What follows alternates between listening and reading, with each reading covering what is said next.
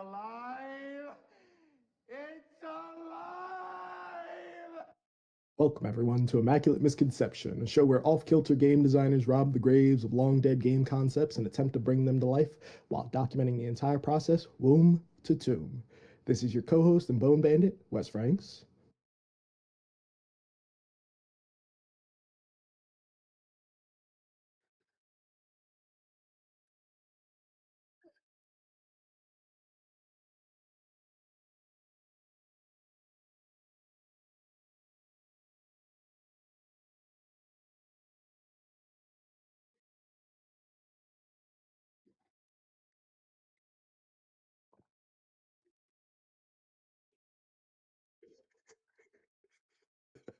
I, I feel like, uh, you know, I feel like every time we do this, I'm just like I was doing stuff I think last time, um, but I went to another convention, so that's cool.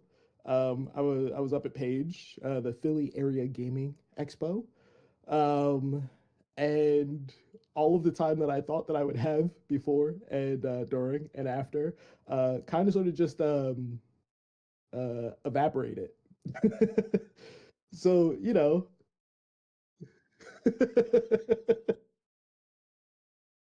I let's see. There has to be something. There has to be something that I've been doing. Um I mean, I've been writing.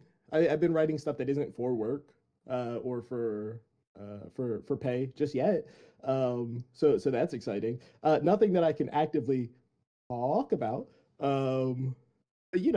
But let's just say it's good stuff. Oh no.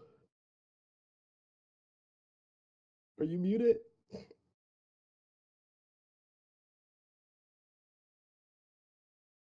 I'm not muted. It's fucking Streamlabs because Streamlabs forgot what my Uh, mic was. Apparently, oh, we're not hearing because I Wes. I know changed we're it. not hearing Wes. Okay, here we go. Now here it comes. Here it comes. The deluge. I appreciate it. I appreciate you letting me know. I appreciate it. Yeah, Yeah, I changed it because I ran the stream for uh last Tuesday or this Tuesday yeah, that just passed. yeah. Um yeah, I didn't change anything back. They didn't hear I anything from our intro though, so they didn't hear my great little joke about we're building Oh the perfect dang, monster, best supporting acting nominee Jacob Elordi. They didn't hear that, it was a so good one. it's great. It was a really good one. Yeah, actually, it was like a really good intro and everything. We actually kind of nailed it, but you We guys didn't did get to in hear it. one, and It's we're not not going to it's do it not my again. fault though. I mean, I checked it and like so when I hit like before I hit like go live and everything like that, and I was like checking and fine tuning. And I double checked and I was like, okay, let me make sure. Okay, let me check my levels, and they were sounding just great and then we hit the go live button, and then I say the joke and everything, and then they're like, "Oh, Wes is muted." And I'm like, "I'm not fucking muted, you fucking asshole." I just unmarked it, and then it's like, when you know it, oh, it's not picking up because it changed when I hit live. It changed it from the Scarlet. My cat sat on my power supply for my He sits on it because my cat likes to feel sharp things in his butt. Fair enough. Just like me. But Hey. like he likes to like sit on things that have like sharp corners and everything like that. And so of course my power supply, since I'm down to one monitor now, my power supply is exposed, and so now he just thinks he can sit on there. So now he's been banned from the desk. He's allowed to sit in my lap or on the back of the chair on my shoulder, but if he gets on the desk, then we scoop him up and say, "You're not allowed," and then throw him off. Yeah. Yeah. Yeah, I knew it was coming. That's why I said it so fast. I knew if I didn't say it, you would. Okay, yeah. So what you've been saying, we got highway robbery into talking about me. So which I just love. But like yeah. So you were at Page this past weekend. Yes. Not your ex Page, but the Philadelphia Area Game Expo. Yeah, yeah, Which is yeah. like PAX Unplugged, but there's more cows. Yeah, and it's a lot more focused on fifth fifth ed and adjacent games. Um, you know, I'm not gonna say it's more like Grognard adjacent, but Yeah. What but would you say I it feel like is? that. Adjacent I mean, to? honestly, from like what I was what I was told, that was my expectation. It's okay. It's a safe space. Yes, the internet's a safe space. Everybody here with you hates the company that owns Dungeons and Dragons just like you do, Quinn. And we're not going to judge you for liking the game. I'm kidding. I know that's not your point. I know that's not your point. Hey. I just had to get it in there. But yeah, no, it was pretty chill. I mean, like you kind of said it right. It's just small unplugged. Small unplugged. Yeah. Yeah. You got the I'm Limithron excited. homies there, though. I saw that, Yeah. which was surprised. Did they have their big fuck off booth there too? No, sadly. Oh, damn. So they go smaller. They downsize for Page. It really is Yeah. small. Damn. Small unplugged. What can I say? Small unplugged, dude. But yeah, no, it was fun. Meeting a whole bunch of people that, again, it's like, oh, I know you digitally. Which is always a fun interaction. Getting to know all the connects that used to DM me all the time asking for stuff. They're like, hey, New Wes, can I get you to? And I'm like, Do they call you New Wes?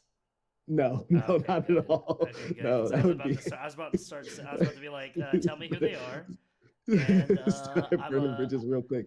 I'm gonna kick them out. Actually, I can make that decision as special projects coordinator. Oh goodness, I'm over here making enemies with strawmen. With strawmen. Fucking shadowboxing my demons. Shadowboxing? Why? Because they're not there. Because they're actually just shadows. They're actually just shadows. Or it's fucking what's his name? Fucking Ira Bovine. Who's the head of Ice? You see how tiny that guy is?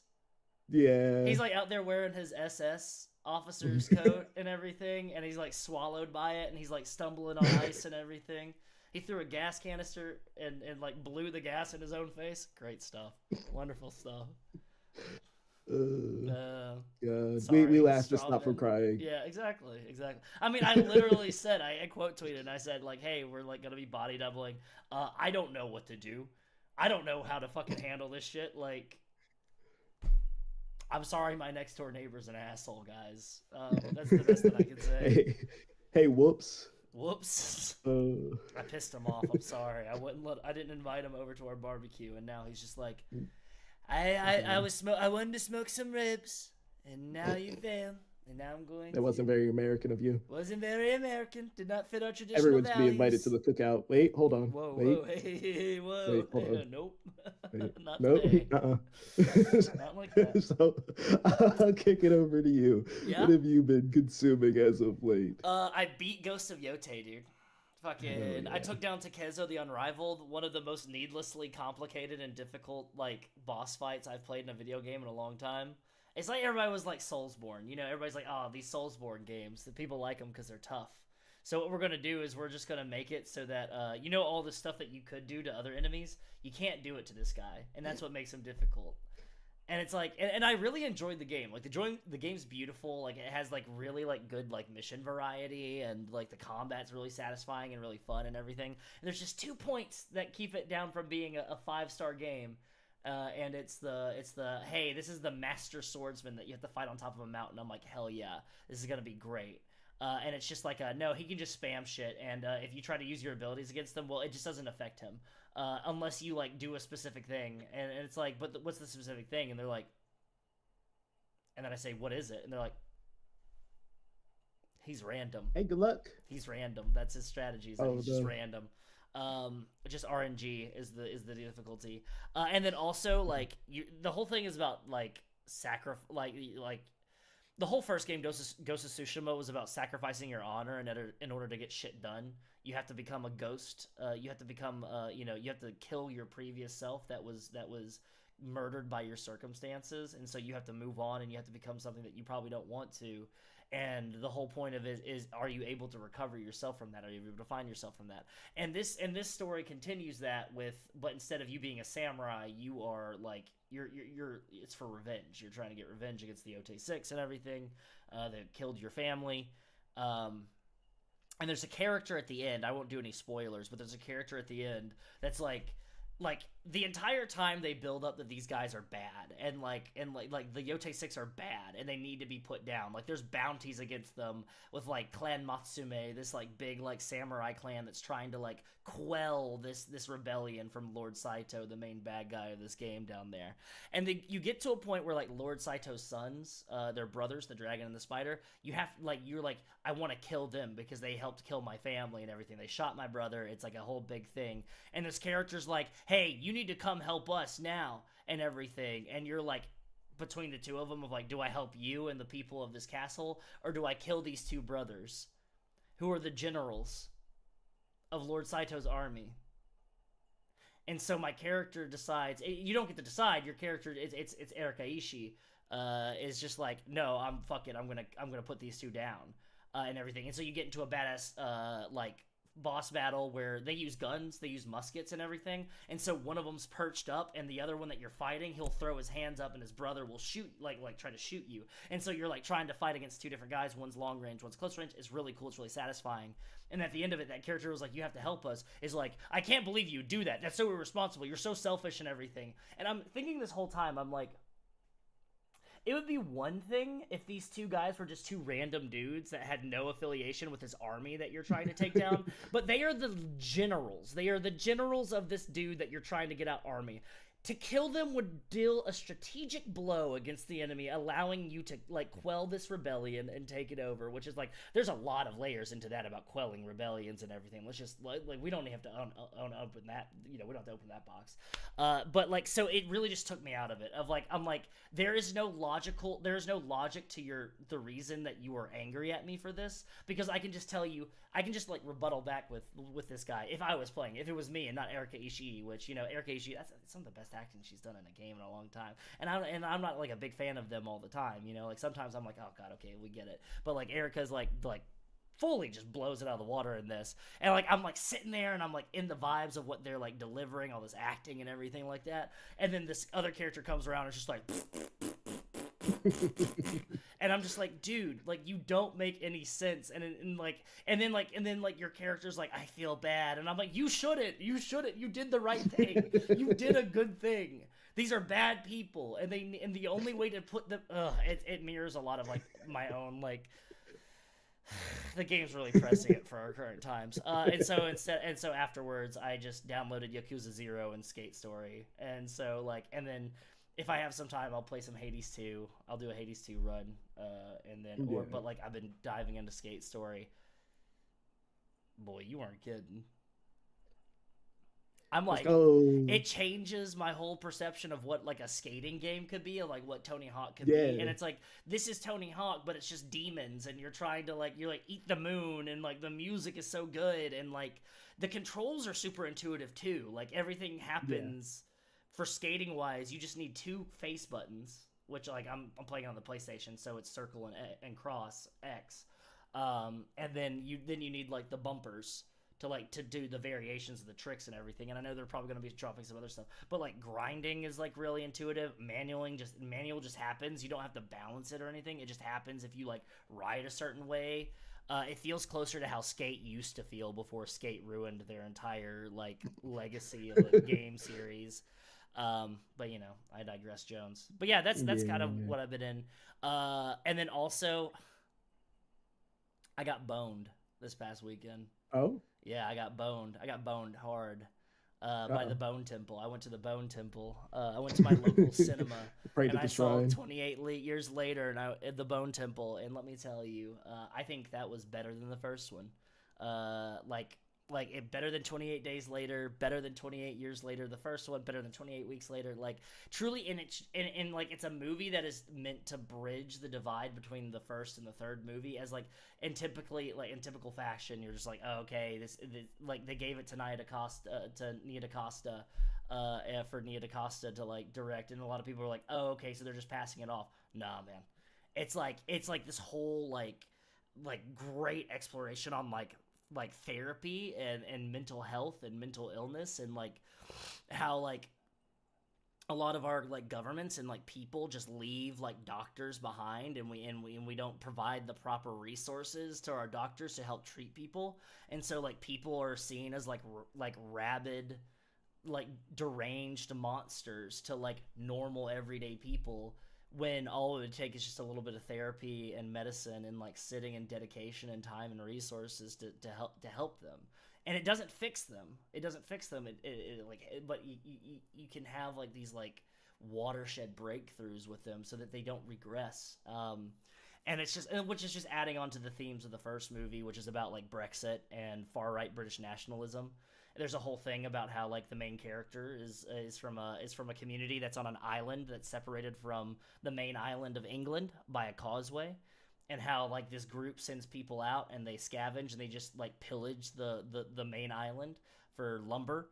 And they send people out for hunting parties, but what do? They don't really do anything or contribute anything. It talks a lot about British imperialism and how they want to expand, and like the only thing they bring back is a frisbee, and it's like what use does a frisbee have to a community? And like and some people argue it's like, oh, that's a toy that gives like the children of the community something to do, and it's like, yeah, but it's not worth the resources of sending out people that are like useful, who could potentially die when we need them here to help. Like it talks a lot.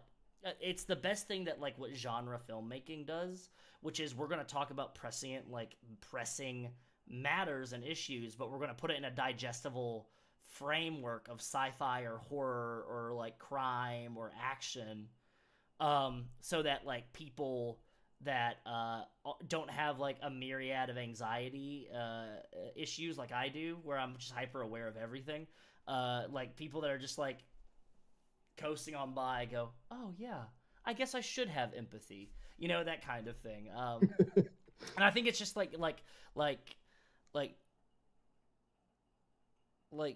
Nia DaCosta just did like such a wonderful kind of interpretation of what Danny Boyle did from the first movies, and carried it along and like made it very fitting, but made it her own, which is what you should do in like franchise filmmaking, or like where there's like sequels and like you're trying to do a connected universe and everything. If you have other people working in this universe, you want it to feel coherent to the overall world, but you want it to have their own distinct flair, which is like something that I try to take in when I'm like, let's take like the Gauntlet and Car from Brindlewood games. Like you have like Jason Cordova's like prime, like this is what I think is like what is interconnected through all these games that I make, and then you have these other people that get brought in like myself for like Unsinkable, where it's like this is my interpretation of your world, and this is what I'm adding to it, and then he just does some overall like cohesive like dev editing to make it all fit perfectly.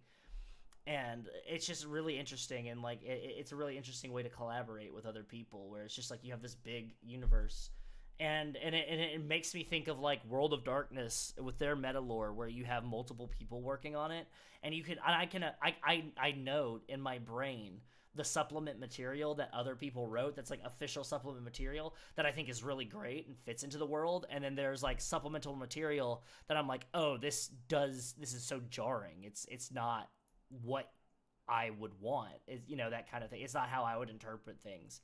So it's really interesting and cool. So yeah, so I got boned, and I've been skating. Also, Yakuza 0 is just, it's a perfect game. That's Jordan with the Bulls, man. That's great. That's like, so all that good stuff. And then of course, come on in. I've got the teaser page up for that, for the backer kit. I've got to get all that stuff consolidated with the short link and everything, tie into that and all that good stuff. Formula Infinity, we're moving full steam ahead. I need to get buckled down in writing, but real life keeps getting in the way. Whether it's just FedEx stealing a $2,000 PC, or if it's just me having to work, or the car shit that I had to deal with last week. Like it's any number of things. Who knows? I could tell you one thing. I hate the city that I'm in, and I know some people like it. And I understand that they might like it for sentimental, nostalgic reasons. But goddamn, does it not just like such an... It drives me to do better at what I'm doing. It's like I have to work harder at work. I need to work harder in everything that I'm doing so I can get the fuck up out of here. But yeah, that's what I've been doing. That's what I've been watching, playing, listening to, reading. Consuming. all the Gang. all consuming. The all-consuming. I'm a goddamn trash compactor, dude. I'm just gourmet, gourmet, gourmet, just all of it. Oh man! As soon as I get from behind the eight ball, I'll be there with you. Hell yeah. I'll Hell be yeah. there consuming all that good stuff. Well, let's see if we Uh, can go ahead and pivot that fine ass around behind that eight ball and see what you. I'm dropping the metaphor. I ain't got it. I ain't got it. now I'm here for it. The alliteration. The They get well, it. The I people had at home a get it. I had a fucking brain fart. Goddamn. I almost said allegation. Uh, You know, the allegations, of course. But with allegations being said, uh, let's slap on some gloves and start building this creature.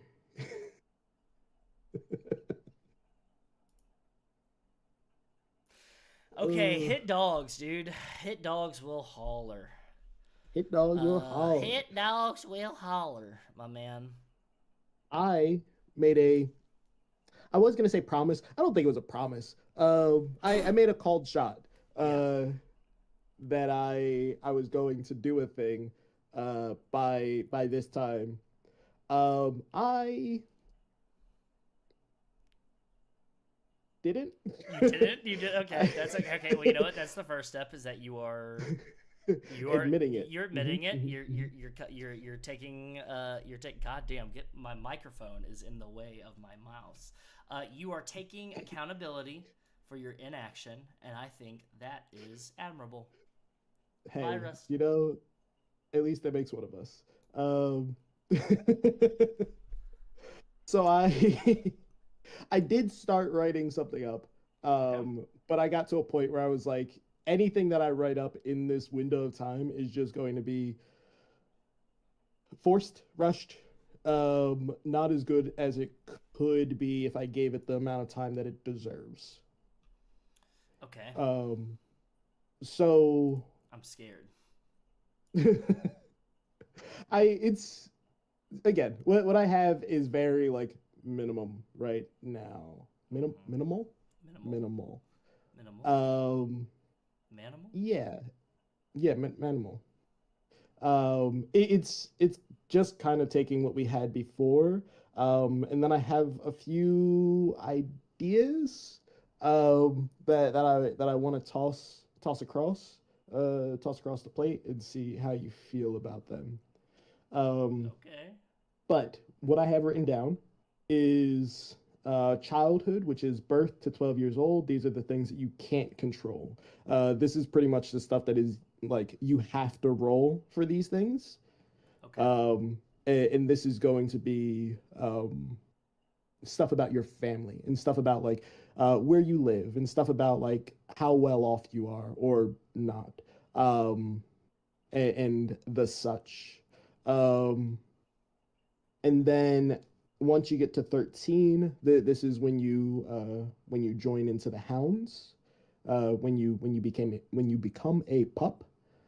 Um, and the general thought process that I had was you start off by rolling a d6 to essentially determine your background. This will probably be in childhood, but each one of these will give a core relationship, Okay. and also Okay. one stat up and one stat down. Okay. Um, but if we get to if you roll a one, which is the classified experiment, or if you roll a six, which is the poster child, then those basically double your gains and losses. So one stat goes up by two, one stat goes down by two. Okay. Okay. Just to create like a little bit more like there's actual like value in what you're rolling here, and it's not just all flavor. Okay. Um, I like the concept of if you are a classified experiment, you will have like a different relationship table. Okay. And these things will be like um, someone who is like who was brought on specifically to deal with you. Whether that mean like if you get out of hand to like make it look like an accident, Mm-hmm. or have it be like, oh, this is your uh, the one who like who made you in the lab, or like it, however you want to shake it. Like it's very much like uh, Father. Doctor to the Frankenstein type vibe. Oh, taking some inspiration from our concept that has so many concepts bleeding over and of itself. What is it's all it Mm-hmm. itself is an amalgamation. You get it. You get it. Yeah. Okay. Okay. I know things. Sorry, I'm making the table for the name table. Oh yeah, you good. I like that approach though. Yeah. I dig that. I dig that a lot. I think that's got some interesting like crunch to it. Yeah. Get out of here. I don't need your cheap viewers streamboo.com at Don't do WAWHB. that. Don't Fuck do that. motherfucker. I hate Don't do robots. I that. hate fucking robots. Get the fuck out of here. alive! It's alive. It's alive! Where am I? Wait, yeah. 1 second. Here we go. Where we go? It's okay. What of us? I see things like that, and I'm just like, it turns me into a fucking Smiley Friends like character. What one of us need to I guess get permission for this channel to actually do something. Or maybe the mods need to watch the product. Yeah. I don't know, man. Like, look, like Dang. what kind of rinky-dink operation are y'all running around here? I get to say y'all now because I'm the special projects coordinator. You know, Oh goodness. this is not in my rider. All right, So all right. So I how? also Okay, you also. I also had the thought that there will be pretty much like forks coming off of these these life paths. Yeah. And some of them will essentially require like, hey, if you spend X amount of resources, which I think is during childhood, based off of what you roll, you get X amount of dice. Basically, the more well off you are, the more dice you have, the more resources you have, the more stuff, the more spoons you can allocate. So when you get into the life path system itself, you will basically have moments where it's like, hey, if you want to like allocate 2 resources, then you can just do this thing for free. Okay. You're allowed to just like join this group, or you're allowed to like just get this training. If you have like if you have any dice, you can say instead, I just want to roll a die, and like that determines my success or failure on like doing this thing or not doing this thing. If you don't have any dice, then you are basically forced down like a different path, which is struggle. So it's the concept that like you can start off with enough resources to kind of carry you through all the way to being a hound. And it will give you like better schooling, better training, better equipment, better relationships, all of the such. Yeah. But I like the concept that just because you don't have like the resources doesn't mean you can't do it, but it does mean that it's going to be a pain to try and like brute force your way into it. Yeah. I like that though. I mean that I prefer when mechanics have like a nice little positive spin to them, but then also, you know, they're like there's that little negative underlying thing. I like when there's like there's levels like that. You know, you gotta have enough like variety in it to make it a challenge. It's one of those things like I think about constantly about some of the players that I've run games with. That's like they don't want any challenges in their game. They don't want any drama. They don't want anything bad to happen. They don't want anything negative to happen. And like, can't relate. But like, you know, like I think having that built in means that if you don't want to engage with that aspect of playing TTRPGs where, you know, interesting things happen because they go wrong, then build it into it. And then if you don't want to engage with it, don't play it. Play something else, you know? Play a game where you can just coast. Yeah, you can just go and play 5th Ed. Exactly. Was talking with Vin is giving me a discerning eye because Vin has played in games with me, and I think Vin's trying to suss out which players that I have played with that don't want bad things to happen. Don't worry, sweetie, it's not you, Vin. I know you only want bad things to happen to your character. It's also not me. I love when my characters get absolutely rocked. Yeah. I mean, that's the both of yous. Y'all are both cut from the same cloth in that way. Y'all just approach it differently. You like a slow burn, and Vin's like, man, what if this character died in character creation? Wouldn't that be so funny? Instant immolation. Yeah. We have a little thing in our friend group. Wow, I really just fucked up that nail. I'm also painting my nails while we're doing this because when do you have the time to do anything otherwise? Truth. I think what you should do is to not be a forever DM. If your current friend group won't let you play any games because they rely on you to be the DM, I think you should challenge them. Fist fight them. Yeah, I told somebody yesterday at work that I am not conflict avoidant. I'm conflict expectant. I expect there to be a conflict, and so I am not. I don't like, you know. I don't want to. Other people call it anxiety.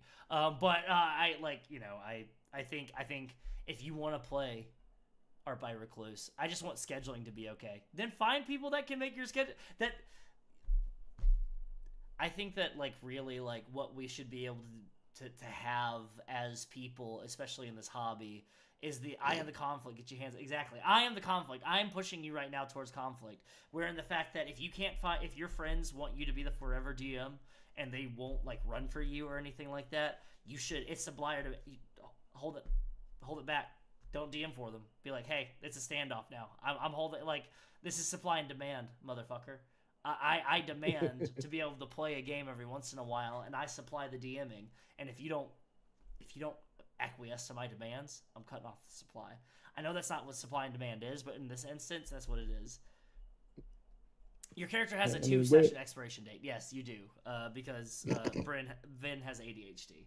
And so, no, Vin is just perfectly okay with having characters just bite it, you know. I respect that. For not just for the plot, but also for the tee-hee. Wouldn't it be so funny? Let's see what happens. Vin is always the character that wants to see what happens, kind of like you. The player, I should say, not a character, but Vin is a character. But yeah. Thank you for finishing my previous thought. This is what it's like to have a manager, I guess. I don't pay Vin to do this. But, you know, I guess this is what it is. Yeah. Damn. Vin take a manager cut too? Maybe that's why I'm so poor. Maybe Vin is just taking manager cuts from me and everything like that. Just a nice, cool little 60% off the top. Yeah, no biggie. I'm getting my pay docked right now, not because of insurance or taxes or anything. It's because Vin is taking their cut for being my manager. Vin, I don't want to flame your managerial skills here on the internet, but you got to start booking me better, brother. I don't know. I got to get better bookings, okay? I'm fucking hand to mouth here, big dog. Anyways, what else do you have here? Is that it? Was that it, or is like I feel like you've been cooking. I feel like you were cooking a little bit. You've got like it felt like almost like a domino situation. You're like, I have the first part, and now there's a second part, and then there's another part. I have this is just a sentence, which is obviously at 18 you become a hound, but that is 18 onwards, because once you're a hound, you're always a hound. You're a hound until you're in the ground. Hey, Um, what's but once 18, always 18. yeah, Just like yeah. Chuck Schumer said. Oh no, oh no, Oh hold on, wait a second. no. I think that's different. Oh Uh, no. Wait. So the sentence I have is you can start play as your character once they've become a hound at 18, or you can stay in character creation. And that is all that I have. Uh, what does that mean for character creation? It's a good question. That's a fantastic question. Um, I mean, is that where we need to be? Is that where we need to be right now? Because I was gonna write some dog names. I was gonna let the audience pick some doggy names, just Hey, to I'm kick here us for it. off. That's the thing. I We can split the difference. I don't fucking know, man. I'm just going by vibes right now. At any moment, our country could just hey, be attacked by Europe, so I'm just kind of fucking in it. yeah, we're just vibing. Vin's got a very I expensive dice habit that needs feeding. That's why their cut is 45%. Maybe these dice companies need to start sending my boy some fucking free dice for the amount of work that he's putting out on there on these fucking internets, being like, hey, trying to push for them to get business. These fucking companies hate free money, I guess. I don't fucking know, man. uh, Okay, let's do some the doggy names.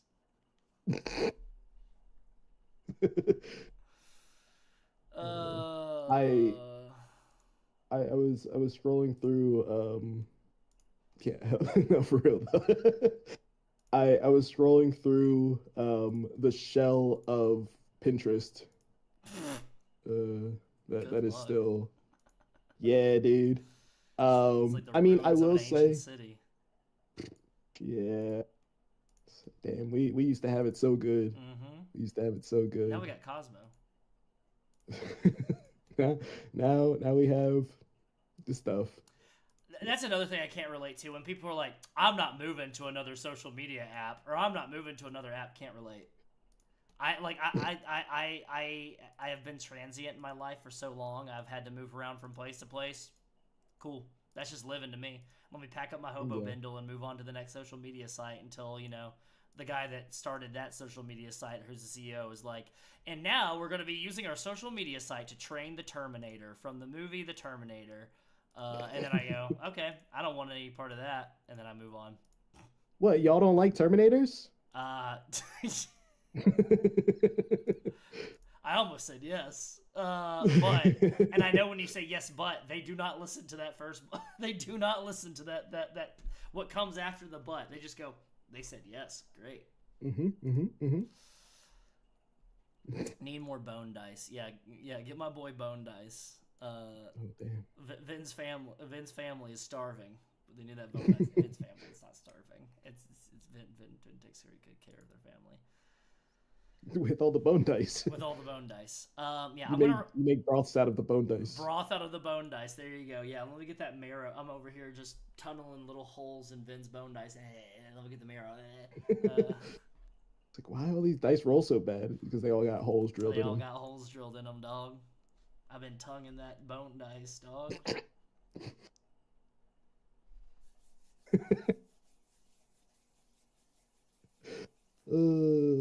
All right. I previously was like, man, we these last few episodes have been a weird energy, but it's like, nah, it's just the energy. It's just the energy now. I think we should really just kind of lean into it, honestly. Like, kind of sets us apart from like all these people who are like, we are professional newscast, or like, we are professional streamers and we do professional TTRPG stuff. Hi, my name is Joe Blow. I'm probably a sex pest. And hi, my name is Ann Band and I probably ruined all of my friends' careers so I could get here. Blah blah blah blah. Blah. Yeah, no, I'm not interested in all that.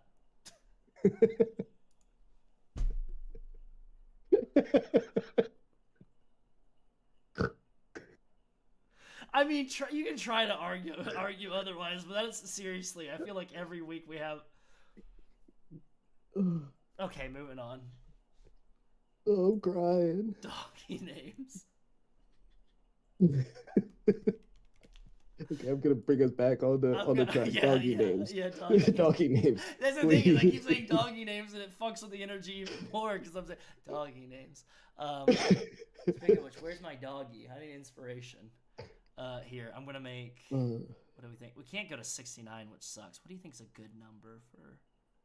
Here we go. I'm just gonna make it 33, halfway there. Rustin. So of the first one, so I'm thinking like what kind of names, and like if you're in the audience right now, if you're in this community theater auditorium that has like of this black box theater that has 4 people in it, this does feel like improv actually from back in college. This does feel like home improvement. I'm on that stage again. Go ahead and give me some dog names. And you, Quinn, you can shout out some dog names too. My co-host, my cohort, my colleague. My colleague. We should be pronounced colleague. Oh dang. Cohort.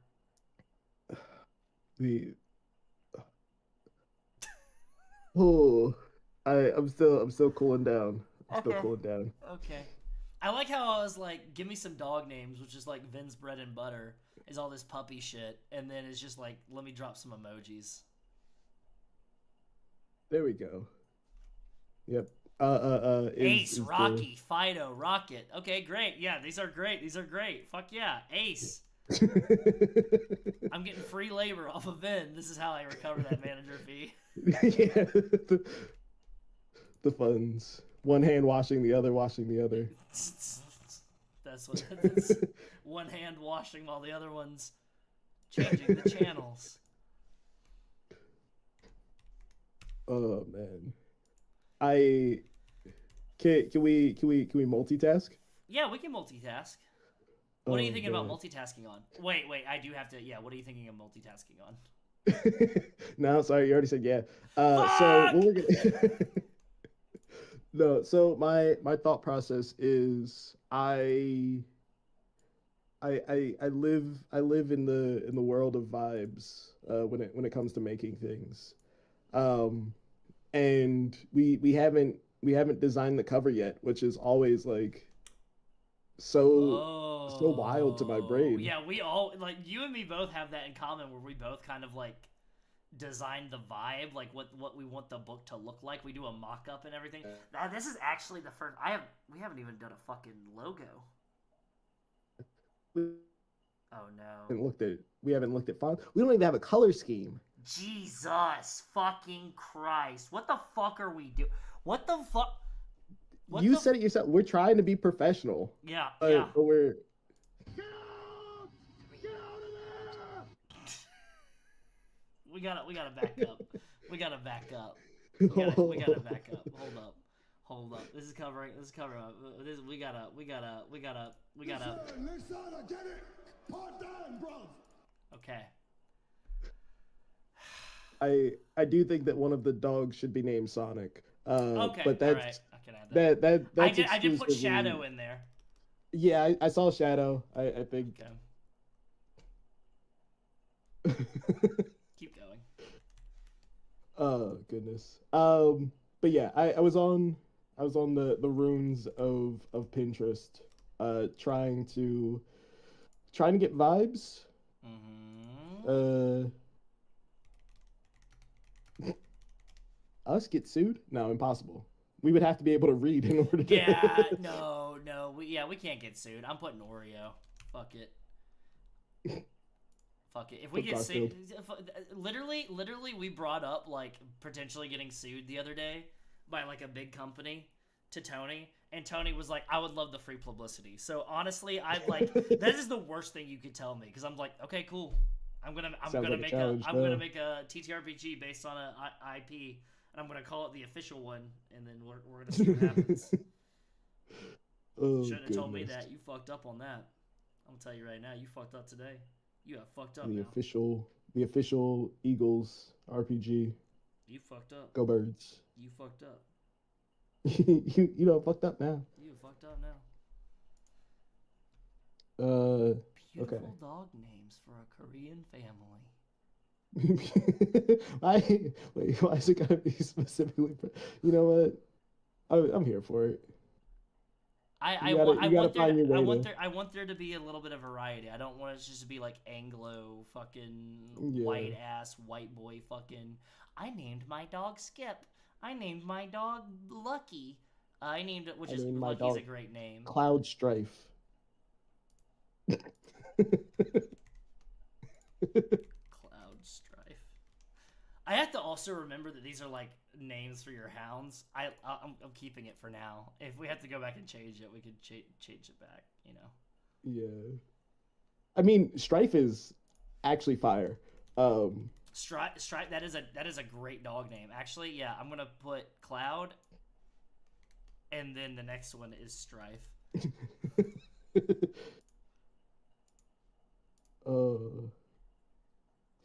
I was 53 unique Chinese dog names for your furry companion. You were doing what? Sorry. you know, honestly, it's not any better. I was looking through propaganda posters. Oh yeah. So you were just looking at the White House Twitter page? Oh goodness gracious. No, back when propaganda posters used to look cool. Um That's true. That's true. Goodness. And weren't just AI slop. Oh god. Well, yeah, that's the thing is like yeah, compare with let's like that's the thing is like we have this like techno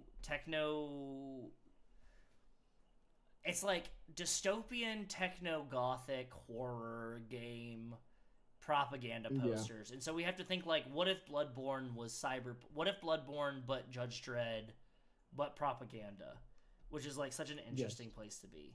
Like truly like how blessed am I? Which almost feels like Blade Runnery. Yeah, absolutely. That's the big thing is that like if we're gonna kind of lean into that like Blade Runnery, yeah, because that's like very like that's like very noir coded, kind of gothic. We just have to make sure that we don't like lean into like the Orientalist like style of cyberpunk stuff. That's been a big challenge with like Middle Heaven for like Formula Infinity, the planet that I'm writing, is that like I'm trying to lean into like what does cyberpunk Las Vegas look like, and not what is cyberpunk Neo Tokyo. This is a cyberpunk city. This is cyberpunk Phoenix, Arizona. But why is there Japanese kanji all over the place? That kind of thing. So like, and that's been like a very. It just does stuff to your brain. It looks great. Ooh, Kuma. That's right. I had a buddy that had a dog named Kuma. You know what Kuma means? That means bear.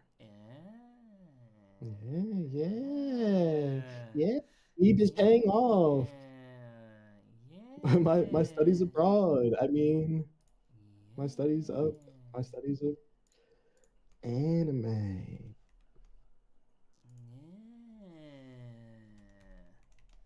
I'll say thank you, Bleach. Thank you, Bleach, on that one. Thank you, Bleach. Thank you, Bleach. The only time you'll ever hear me thank you. Let's go back to hating Bleach now. Writing skills. Excellent. Yeah. So you've been looking at propaganda posters because you've been thinking of joining, and you so have you been kind of like developing a vibe off of that? I mean, a color palette feels like very right there. I sent you a few images on the Discords. Okay. I'm absolutely a sucker for like anything that's like a color block. Yeah. Or basically just like abusing the lasso tool to make art. I wonder what.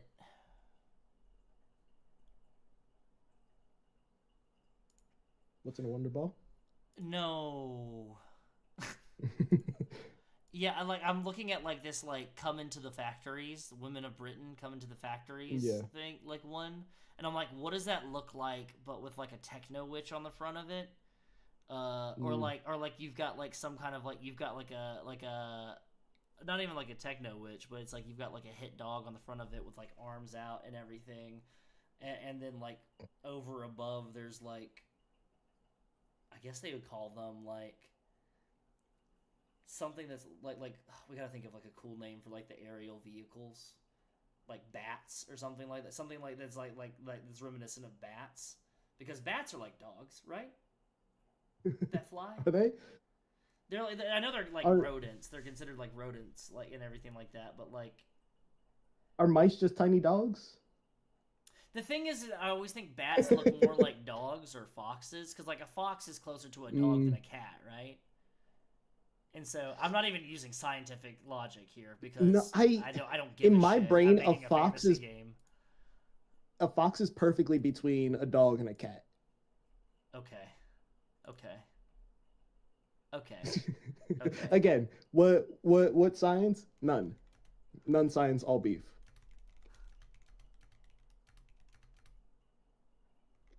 Or a mouse. Kind of like how a fox is closer to a dog than a cat. Discuss. Further Please. discuss it, please. I'm just dropping this in a random Discord server. Just a random one. I'm just like, yep, let me just go ahead and hop into a random Discord server that I just joined recently and pose a question. Also, if you're at home and you're screaming at the television, we can't hear you. Please type.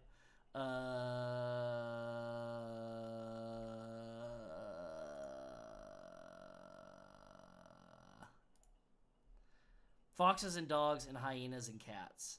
Divergent evolution. I'm just saying, Bessie, you just saying. But now we're talking about it. See, this is the relationship with Vin. Because, like, Vin is like, you're just saying random shit that doesn't matter. And then you start joining in because you start seeing my fucking line of crazy. That's all I gotta say. You're like, if we were going to take this and make this real, then we would have to discuss these things about it. Yeah, exactly. It's the cobweb. I don't know. Exactly. Yeah, we're both Malkavians. So we're on the cobweb. We're fucking talking to each other and they're fucking in spirit. And it's like, Brazilian dog names.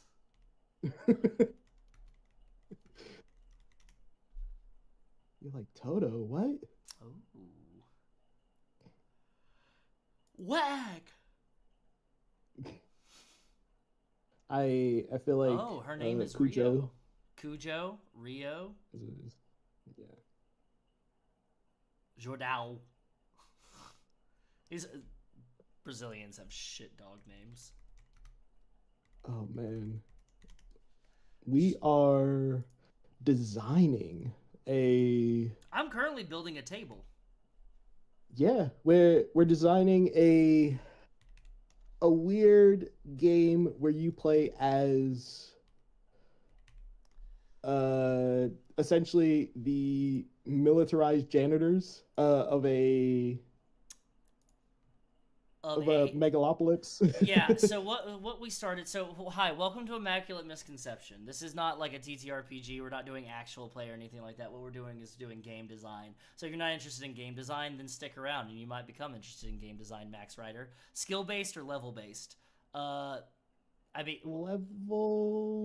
mean, a little bit. We're in the midst of designing it. So essentially what we take is game concepts, and it could be like things that are like living in our drawers, where our Google Drives, where we're like, okay, I have a title and a concept for this, but I don't have like any mechanics written out. Or I have mechanics written out for this one game, this concept, but I don't have like a title or anything to slot it in. And essentially we're putting a vote to like what we're going to do. And our first one was actually like we got into a tie. And so it was between hit dogs, which is a concept. It takes like, what if, like, I wanted to take the concept of like military propaganda, where you get like 18-year-olds are getting conscripted into the military, or they're getting convinced to join, recruited, not conscripted. They're getting recruited into the military based on the fact that they're going to see the world in 3 square meals a day, and they think they're going to be heroes, and then they end up in fucking Iraq or someplace like that, or they're just like in America on a fucking base and just like cleaning toilets the entire time, and they're not actually doing anything that was promised. And so I wanted to take that concept and put it in Judge Dredd, that kind of thing. And paid college, don't forget paid college, and a Dodge Challenger.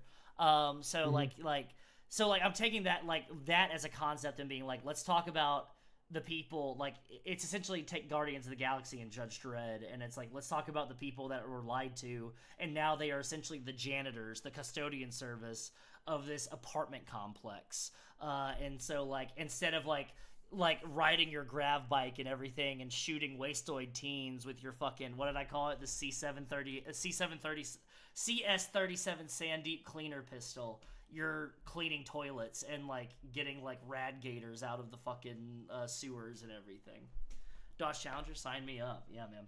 I can't tell you how many of my friends joined the military and they came back with a Dodge Challenger and looking to get married.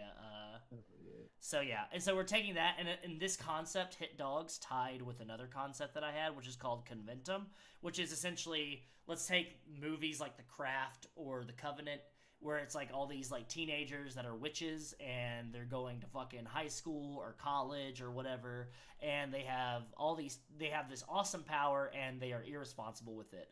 And what happens if one of you that you were friends with was sent away from the group to make the group less powerful, and then he came back and he started killing you off one by one and taking your power, that kind of thing. And so we're taking those two concepts and we're melding them together.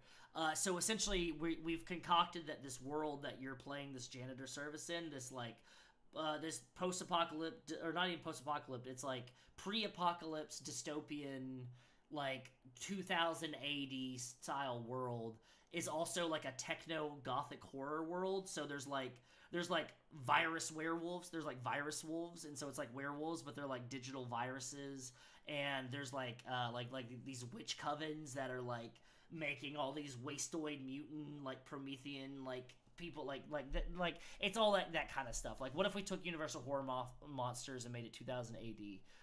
So we're kind of in that concept. We currently within it have an advancement system where there's two skill trees. You have a hound and a wastoid skill tree, which is what we're looking at. We are taking the honey heist concept and making it campaignable. Two sides of the same coin. There's hounds and wastoid teens. There's a dice pool attached to how much you're acting in your role as a hound or a wastoid. And your health is your wastoid mutation. Each one wastoid box you mark provides a cool thing, but you are closer to becoming a wastoid and thus an enemy you must deal with down the line. So we're thinking of like taking the inspiration of the Nemesis system from Shadow of War, Shadow of Mordor, where it's your character can then become an enemy down the line if you that whole thing. The setting we developed is shaped like the city is shaped like a caldera. The city of Ultimopolis is shaped with outer rings being the wall separating Ultimopolis from the Cracked Palm Wastes. The important buildings where the rich, bureaucratic, famous, and important dwell are on the walls, like the outer ring. The walls of the bowl are made up of businesses and such, with the Nuvum habitat suspended above the bottom of the bowl. We took some inspiration from... I just love the shape of calderas. I also love the idea of what is it like to have a city that's shaped like a bowl. And then we also took some Final Fantasy VII with like the plates and everything of how Midgar is shaped. But yeah, what if it also made it shaped like a toilet? You know, that whole thing where it's like the shit of the people that live on the outer ring, it rolls downhill, and it collects in the bottom where these like poor people are being kept in these apartments above everything like that. We've determined that the custodian service of Ultimopolis recruit soldiers for hounds at the age of 13 in the pup program. At 19, if they survive, they are assigned to their hound pack. The big bad is a former pup who trained with you but was removed for sedition or traitorous thought crime. Started thinking for themselves. And then let me start getting some of this like setting stuff assigned to where it should be instead of to where I think it should be. So I can have something else. I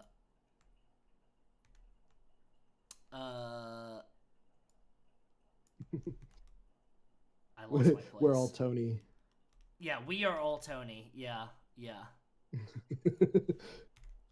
It's very Spartacus. Who is Tony and who is the +1 here? No, we're all the +1s to Tony. So before +1 became a big thing, Tony named everything off of himself because all the accounts were just his personal accounts and everything, and it's been a great time because people have to guess who is who, and that's great. None of us are Tony. I am here. Let me move it back to here. I'm Wes, and this is Quinn. Nice to meet you, Max Ryder. There we go. So here are our pillars of design. The destination, the pitch of the game, highest level overview where you're going. Lore, a bite-sized description of what is in the setting section was something that we got into here. Then we have the objective. What is your responsibility as players, as characters, and as a kennel monster? And then we have the genre, some words about tone, genre, setting, and the media touchstone supporting the game. Cyber Gothic horror dystopian city with techno witches, viral lichens. That's what I called them, VI, viral lichens, and patchwork programs. Then we have Judge Dredd, Blame, District 9, TMNT, Mutant Mayhem, Dystopian Fascist, Bureaucratic Oversight, Industrial Brutalism and Corporate Maximalism, Cyberpunk Slums, and then Bloodborne. And then finally, the end of our 4 pillars is our safety. What safety tools are scaffolded into play from the beginning, because it's kind of like heavy subject matter, and so just you have shit that's built into the game itself, so you're not having to put too much attention to it, but it's just kind of there. It's like there. It's underlying. You know that it exists, so you can fall back on it. Yeah. And we've been looking at character creation, building a good boy. We've been using like life path flowcharts to kind of help decide these things. Each decision affects stat numbers and the ability to choose your own character details at the cost of benefits. By allowing the Kennel Master... Wow, yawn. Allowing the Kennel Master to make the decision of these details. I drank coffee and a Red Bull this morning, and I'm fucking yawning. Like, what the fuck is going on? But by allowing the Kennel Master to make the decision of these details, you're afforded better stats, options, or gear. If your decision leads to having a negative health score or too many mutations in character creation, then you die, or you even become a full wasteoid before even starting the game. So you pick your stats. We have a standard point buy system where you can assign 6 points to any of the 3 stats below: power, allure, or wilds. They each start with 1. And then you can follow a more intensive life path flow chart, which, like our dear friend Quinn has been working on. Where you can potentially gain up to 12 points to assign to your stats, or you can fail to make it through the hound training process. That's where you can die and everything like that. Our 3 stats are power, allure, and wilds, which covers the physical, the social, and the mental aspects of your character. Then we start with the first part of the life path, with choosing your pronouns. Whoa, pronouns in the game, whoa. Wasteoids determine their own pronouns, and hounds accept their custodian service designated pronouns. So, if you go the Wasteoid route, you choose your own pronouns. It's just a concept anyways, and you -1 to your lore. But if you choose the hound pronouns section, congratulations! Your new gender pronouns is our hound. You don't have any other pronouns. It's just your hound. Or your call sign. And you get +1 to your allure because you're adhering, you're fitting in with society's expectations. Hell yeah. That sort of thing. And then you can choose your background, which we have the classified experiment is 1. If you roll like a 1. Then we have the slumdog cog, which is 2 or 3, which means if you grew up in the slums. Then we have the fresh start fugitive. You're just out of prison. It's just 2 or 3 as well. Then we have the military brat, which is 4 or 5. If you roll a 4 or 5. And then we have the Nepo puppy. If you roll a 4 or 5. And then finally, we have the poster child. You were essentially built. You are like the Homelander of this world. Your look. You can choose up to 3 different items to customize your appearance. For each item you choose from Wasteoid looks, subtract 1 from any of your stats. For each item you choose from the Hound looks, you get to add 1 to any of your stats. That kind of thing. And then we have our health is determined by your power, allure, and wild stats. When you take damage, remove a die from any of the 3 pools. When you run out of dice in any of your pools, you take a wound, which is a condition, in the associated slot, and then you refill the spent dice pool. When you have all 3 wounds filled, when you have all 3 of like your paw wounds filled, then guess what, Betty? Game over for your character, and you go ahead and make a new one. Then you also have your Wasteoid mutation, which one you're going to choose from the Wasteoid skill tree. I think we start where you get 1 from each at the start, right? It's like from the skill tree, the Hound skill tree. And then you have your Hound designation, which is like considered your class, which is like, are you an engineer, a medic, a soldier, a like propagandist? I think like that kind of thing. Like what is your specialty within the Hounds? We determined 2 different moves, which are kind of like the big daddy moves. That you could take, which is the Wasteoid version of that, is Nuclear Fallout. Once per session, roll 3d6, take the result, and disperse the amount across each of your stats. At the end of the job, remove that many die from your stats. If any of your stats reach 0 from this occurring, take 2 wounds instead of 1. And then the Hound version of that is Will Holler, so hit dogs will holler. Once per session, roll all of the dice across all 3 of your stats. Once all the shit has been mechanically resolved, then subtract 1 from all 3 stats. If any of your stats reach 0 from this occurring, take 2 wounds instead of 1. So one of them you get to add to your stats, and the other one you get to roll all of your stats and take that result, adding it together. So you could like win exceptionally. And then we have a whole thing choosing your name. If you do the Wastoid name, where you get to write your own name, you get to come up with your own character call sign and name and everything like that, then you're gonna take a debuff. We haven't determined what that debuff is yet. And then if you choose, if you allow your Kennel Master to designate your name, your new hound name for you, you roll from a D66 table for your new name, and you get a buff for that. Which is what I've been doing, is I've been picking dog names. So we have stuff like Roscoe, Spike, Ace, Rocky, Fido, Rocket, Buck, Lucky. We've got Shadow, Sonic, Wags with a Z, Caleb, Oreo, Hyun, Moon, Cloud, Strife, Gon, Kuma, Techno, Katya, Cujo, Tinka, and Rustin. And then we've got a bunch of like our whole like mechanics here. We're taking the design principles of blackjack and adding dice to that, which we have determined with our formula here, which is totally scientific, that if you take blackjack and add dice, you get Yahtzee. Your dice pool makes up your mana pool and helps determine your attack and initiative. Using Dicey Dungeons as a touchstone, abilities or specific dice costs that you roll at the start of your turn. All the dice can be spent during your turn. Some upgrades give you more basic hits or moves. You are still playing Yahtzee, where there are base moves and individual moves. You can burn a die from your first roll to determine your initiative. You can always spend a single die to move. The number on the die specifies how far. You can always spend a single die to do melee. The number on the die specifies the damage. You can always spend an odd to dodge or break a grapple. While grappling, that die that you spent stays spent. You don't get that die back until the grapple is broken or you release them. And then you can always spend an even to grapple or move someone else. You can spend remaining dice to block damage, and you can spend remaining crits to counter the damage. And then we figured out our play structure is every session starts with a briefing, is the beginning of session.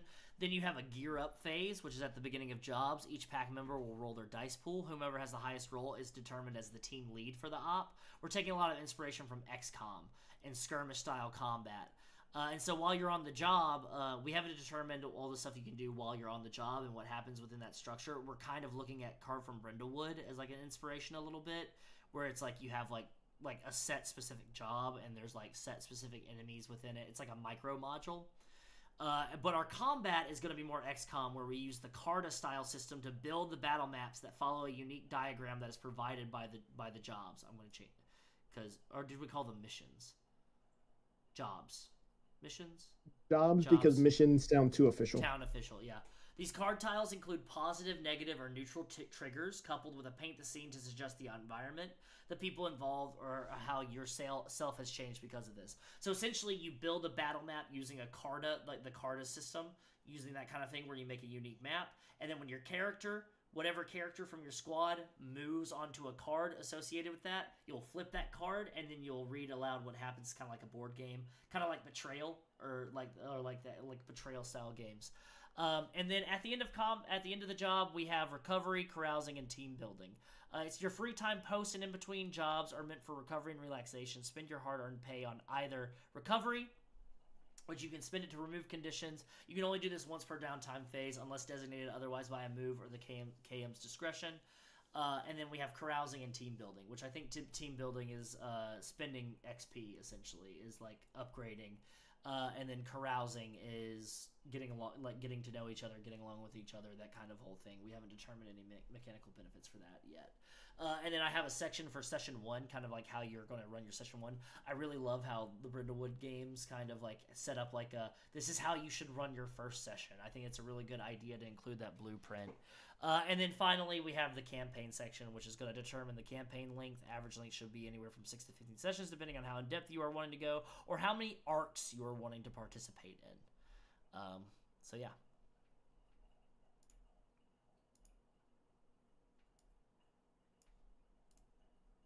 Anything else? Yeah, I mean, we're pretty much done. Yeah, I mean, that's it. Oh yeah. Anyways, definitely looking to include a introductory scenario. just to be like, hey, this is the general shape and form of what we're tossing together. Um, Also, something that we don't have written is that there are like 2 layers deep on all of the jobs. Yeah. The Carta system that we're using is for the first level of that, which is basically like you're building out this map, and like there will be different interactions along like this path and these trails. And then the one below that is like combat or an engagement where someone can get hurt, which is very like skirmish coded. Yeah. Like small war games, very much just like this is the grid, and do your damnedest to like use your resources well, and to not get murked. Yeah, it's effectively, it's like we very much want it to please everybody, for like narrative and mechanics, but not truly. But like we want to make it not really to please everybody, but we kind of really want to make a game that scratches both of the itches that we both have, which is we want narratively fulfilling, mechanically challenging games. I hate binary. I don't know about you, Quinn, but I hate binary. I think that that if you try to establish your game, what you're trying to make by a binary, then you've already failed. Yeah, I want it to kind of just feel fulfilling, just fun, that mechanically challenging. Yeah, like I feel like people try to make mechanically or like rules light or like easy things so they can have more people play them, and I disagree that should be a thing. I think if you make your mechanics too easy, like too easy to function and everything like that, they don't become interesting. And so I want there to be a mechanically challenging kind of function to the game where it keeps your attention. You don't want to you don't want to fall into autopilot like you do with like D20 based games, and you don't want to be overwhelmed like it is with like British role playing games that are like super table heavy and super like grid heavy and everything like that. Yeah, I guess I should say mechanically interesting instead. Narrative focused and mechanically interesting. Mechanically enticing. Yeah. What is your opinion of Call of Cthulhu? Too light? So I think Call of Cthulhu is too granular in parts that don't matter. I think the basic role-playing system is a very interesting role-playing system. I think the D100 system is like mathematically sound. I don't see any problem with percentage-based skill checks and everything. I just think it gets too granular on the details that it doesn't need to get too granular on. Where they're like, because the game like combat is not an important part of the game, and so they don't spend too much time kind of defining combat. But what they do define about the combat is they get lost in the weeds. So I never want to like have my game does all this stuff because I think because people want it to have all this stuff. I feel like a game should have this stuff because it's fun and it's interesting and it enhances the narrative side of it. I think people get there's a lot of people that like, we've had a lot of like war game and like board game people come into the TTRPG industry and space because I think that it's an easy way to kind of pick up marketing, like pick up an audience, and like so they can make a couple of games and then they can go back to doing what they're doing because they just picked up new people. And so with that, I feel like those are the people that are like, I hate role playing, I hate like collaborative storytelling, I hate like painting the scene, and I hate doing all this stuff. Like everything needs to be written out in a manual, in a technical guide, because my dad was a mechanic and he like was like too hard on me as a kid. And so like I learned that you can only have fun if there's a set manual of rules and a game board and pieces and everything like that. And then you have also the hippies, the flower children, that are like, rules just constrict everything, and so we don't have to write any directions of how to do anything, and like it's all based off of your imagination. And I'm more like we have a sandbox. If you want to make a sandbox, you have to build walls so the sand doesn't spill out. But if you put too much shit in the sandbox other than the sand, well, then it just gets too crowded, and then like it's not fun anymore. You don't get to like use the sand to build things. And so I think like I prefer role playing games that have interesting sand, you know, where there's like a few like toys and tools within it. Like, you know, there's like a couple of trucks or like action figures or something that you can move around, but there's also tools to build using the sand to manipulate it to however you want to need it. And I feel like a lot of RPGs are either trying to be too much sand or too much shit in the box, and they're not trying to have that nice ecosystem of both. Yeah.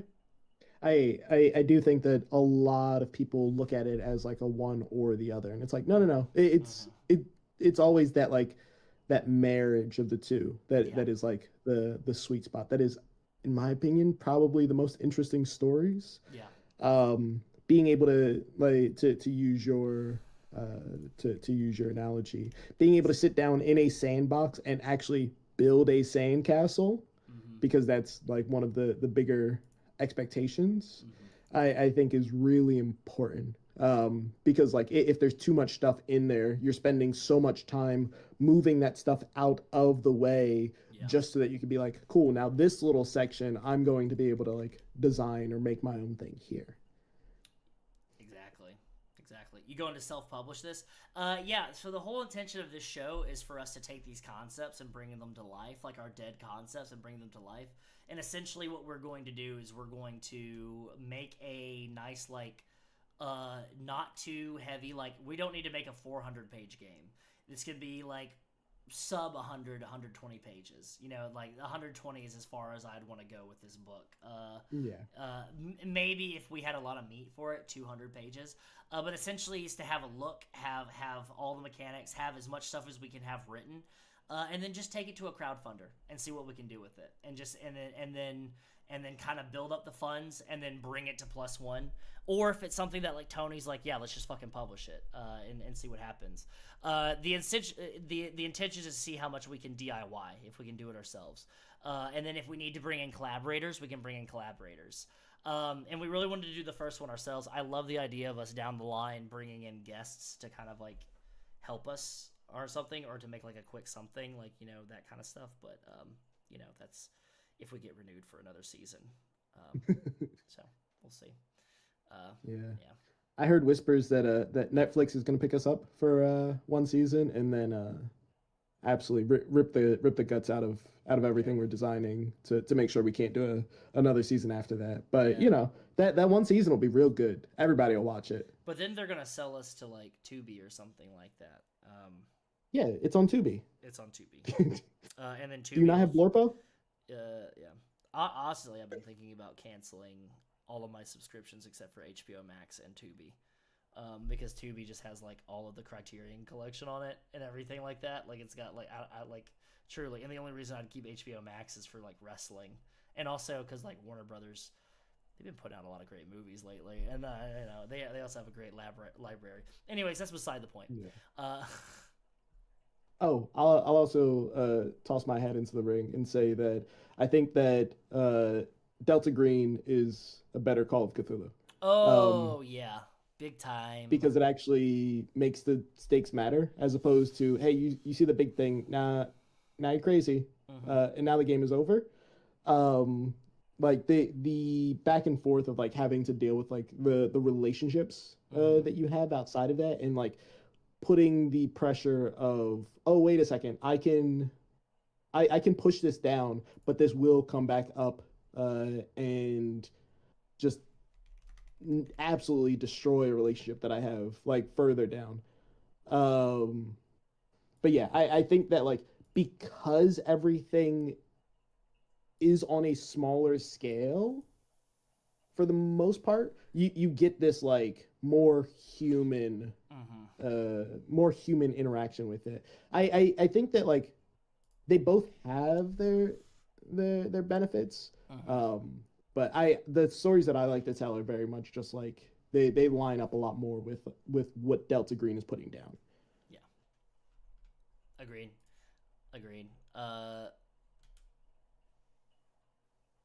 Yeah.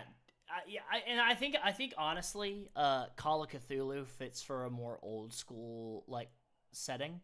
If you're doing like a more vintage setting, if you're doing a period like kind of story, I think Call of Cthulhu works really well for it.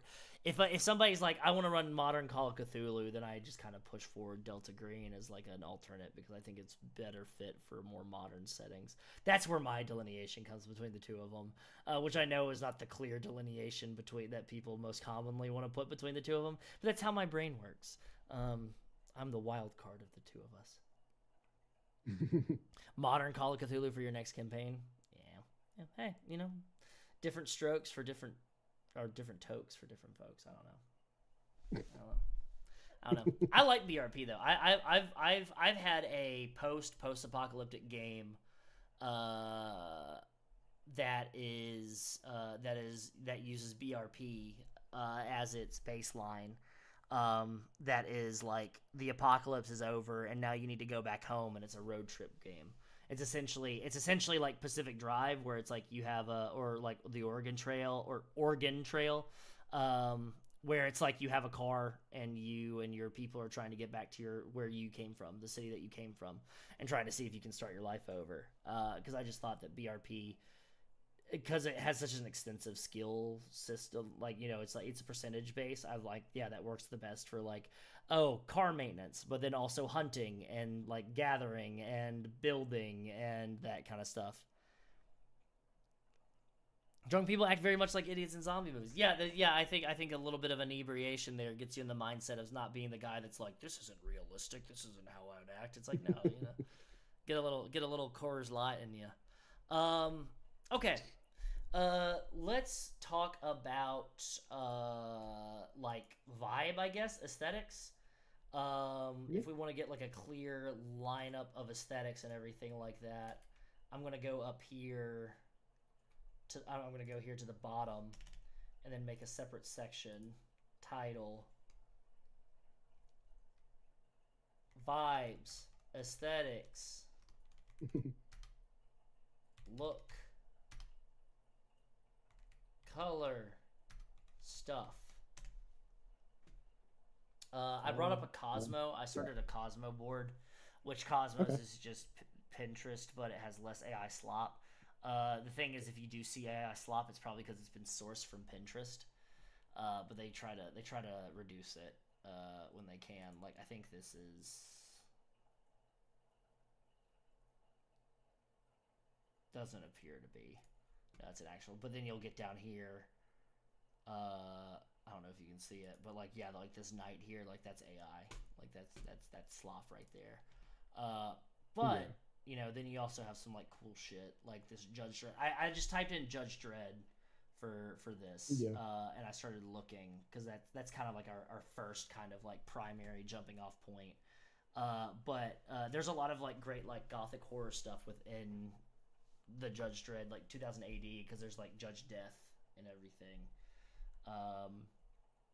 So yeah, I don't know. I just kind of wanted to get started there, kind of and focus on that aspect because, like you said, we skipped the most important step.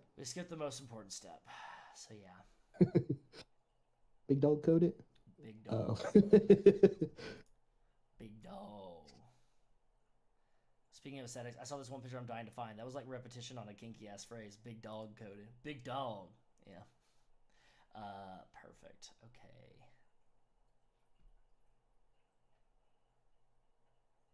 I feel like when it comes to colors, red almost feels like a necessity in this. Yeah, I wouldn't make it the primary though in my brain. We can shift that around, but I think red does need to be involved. Yeah. I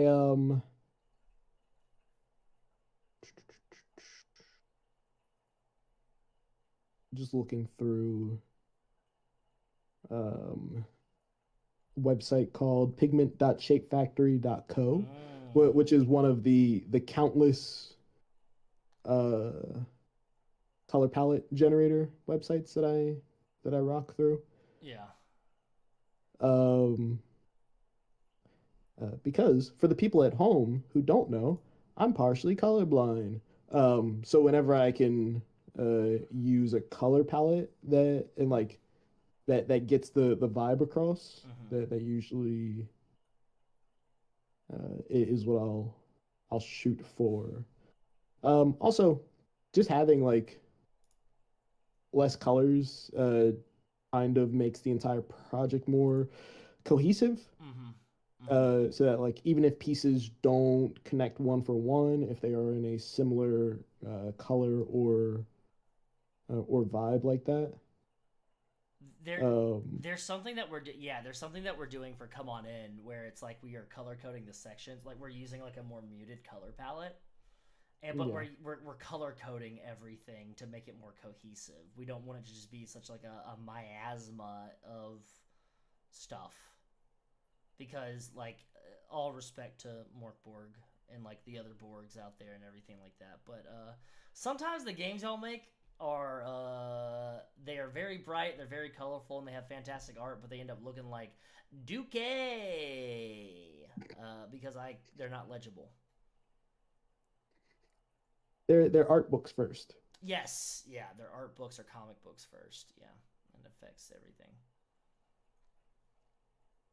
Perfect. Let me start. I got inspired by something because I was looking through Judge Dredd. Uh, but I saw something else. Oh, I should just look up techno goth too, or techno gothic horror. Horror. Akira Helldivers is also like a. Yeah, Let's see what comes up when I type in techno gothic horror. It's thinking. yeah. It's thinking long and hard. Hold on, wait a second. Coolers, camo.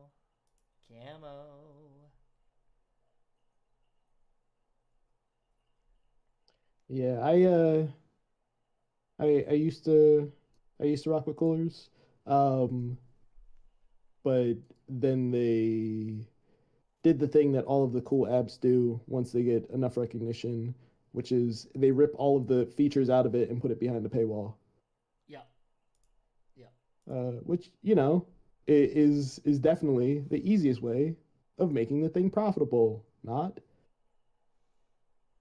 I will like. Oh wow, that's sorry for the fucking epilepsy, not epilepsy warning. Yeah, that's unless there's some sites that I got grandfathered in because they're like if you were a member before we started doing a paywall stuff, then you're just a member forever. You just have like a legacy account. Yeah. But like a lot of them are also like not doing that. A lot of them just kind of fuck you over, and there's no easier way for me to not to stop using a thing than for you to Yeah. start forcing me to pay it, make it worse, and force me to pay it to pay for it. It's very easy for me to just drop something like that, like a bad habit. Hmm. Bloodborne. My phone is just popping off. Jesus Christ. No, no.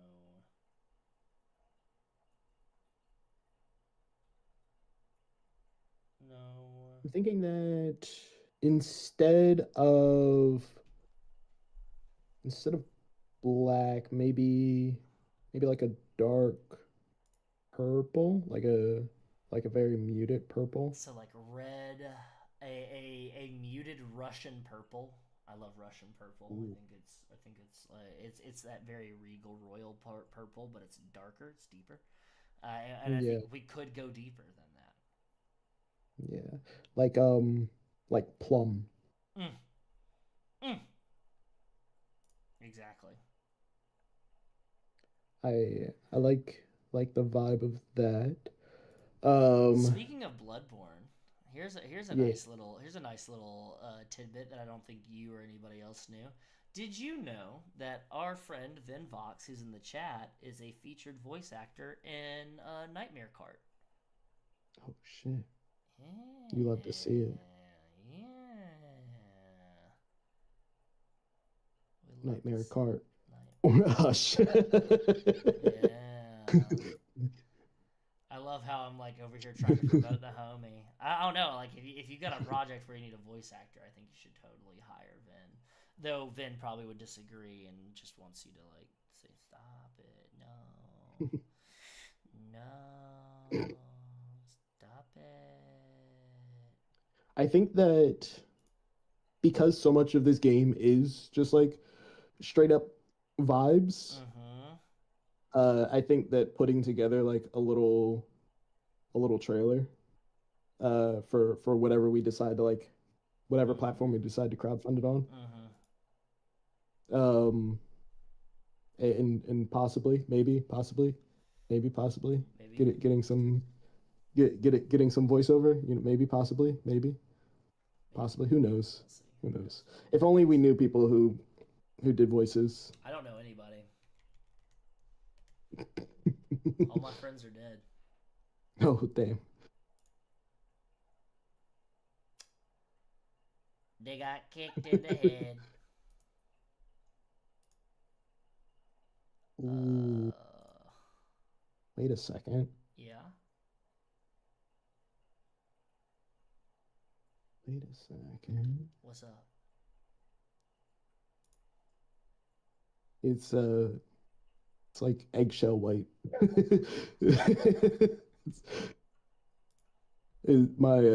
My brain saw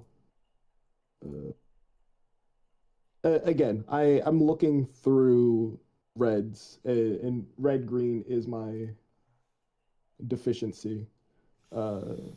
So, you know, I'm just kind of sort of looking at how these things sit next to each other, to my eye.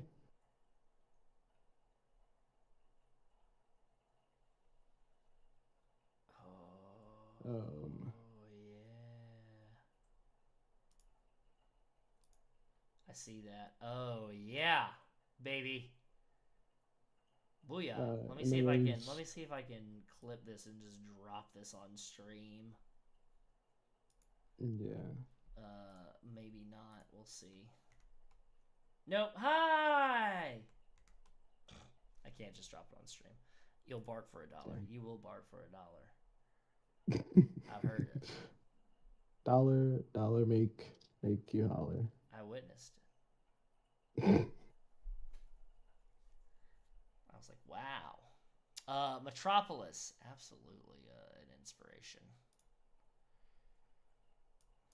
Now I'm gonna look. You're gonna see me look up Technogoth, and it's gonna be a bunch of people underneath an overpass. Oh, actually, it's not. Okay, great. Oh, we got some puppy stuff. Who knew?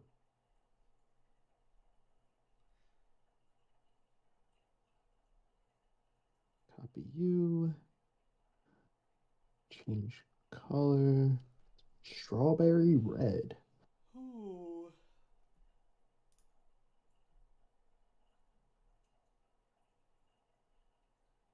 Let me find. Oh, I like that one.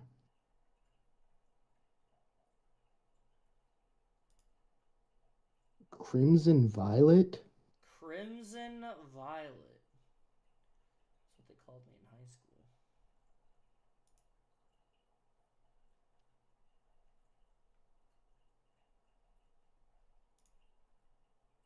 Is it?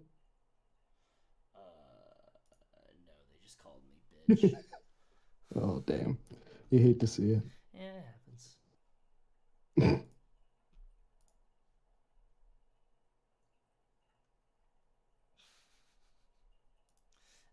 Vin's just sending me some stuff in Discord now, and it's all, I'll tell you, it's all disgusting. It's Ew, all gross. sick I love and it. twisted. Control C, Control V. Let's see. Ah, there we go. Puppy mat. Whoa, this is fucked up, dog. Dang, dude. Drawing furry faces. Oh yeah. We getting into some anthropomorphic shit. Whoa. You're like, hold on, wait a Hold second. on. I think this might have unlocked something in me. Oh no, oh no.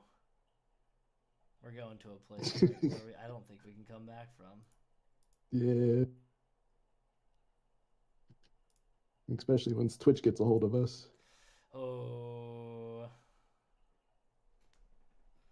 I love the absolute fearlessness of scrolling through something like this, just straight up on stream. Not even Looking up puppy masks and just scrolling through it and just seeing what happens. yeah, Yeah. all the What's gonna happen? What are they gonna do? What are they gonna do? Ban us? Okay, great. I won't. We won't stream anymore. We'll just make this game. Good lord. Okay, I've got about 20 minutes. yeah. Let's start doing a little bit more focus. Oh, I need to check into my poll. A bat is closer to a rat, in my opinion. A rat with wings, you know what that sounds like to me? A freaking bat. Oh, shit, it's the bat. Oh, take it easy, sweetheart. It's the bat. Oh God, it's the bat. Yeah, that's kind of where I live. Damn. You look like you just look like a regular Joe to me. An average Joe.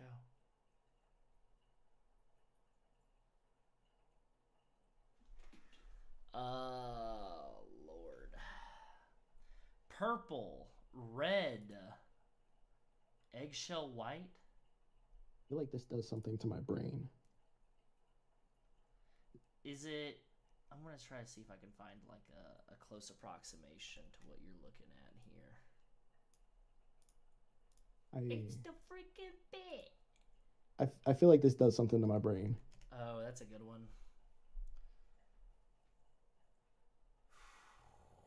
I wish I could just take these and upload this and be like, find stuff like this. Oh, I have another website that does that. Yeah. I just need to figure out which one it is.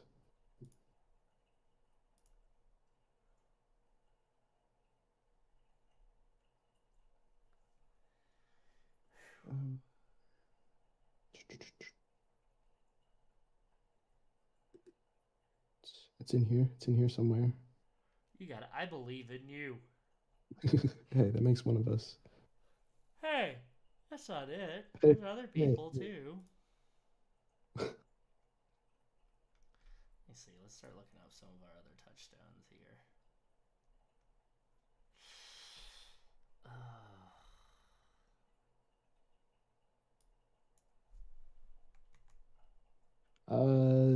I was talking with Steven.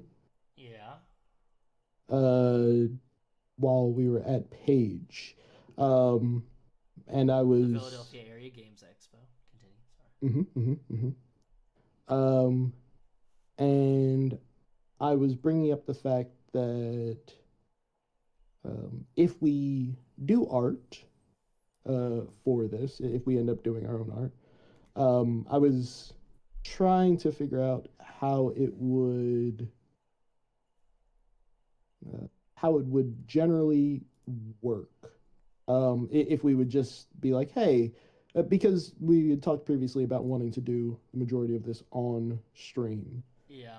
Um, as much as we can. But yeah, exactly. But when it came to art, I feel like there's a lot of like back and forth with it.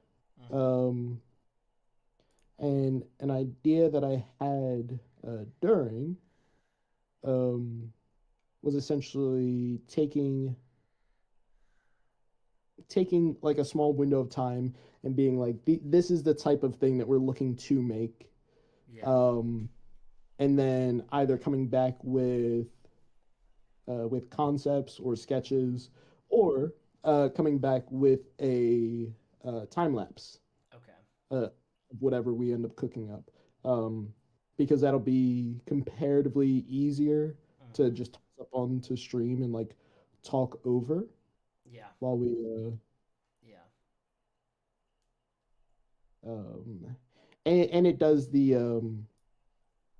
movie magic of cooking shows where they have a specific time slot that they have to fill, and the thing that they would cook takes longer to cook than however much time they have. Mm-hmm. So they do all of the work up to putting it into the oven, and then they Mm-hmm. pull out the thing that's already been cooked in the oven Mm-hmm. and do like the finishing touches on it. Yeah. I mean, that's what I was kind of thinking about this as well. Is like, do we get to a point where like we have like all of the general stuff written out, where now all we have to do is write it, and do we move on from there? I feel like we have to like actually get it done though before we move on. But Yeah,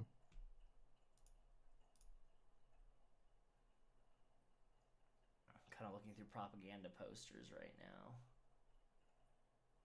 that's what I was doing. Voilà Anyway. le vrai visage des pirates. Oh dang, is that Spanish? Oui. The language of love, Spanglish.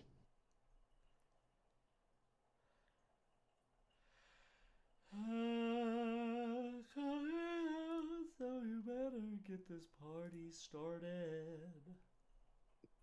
Color visualizer. Is this? This isn't it, but this is cool.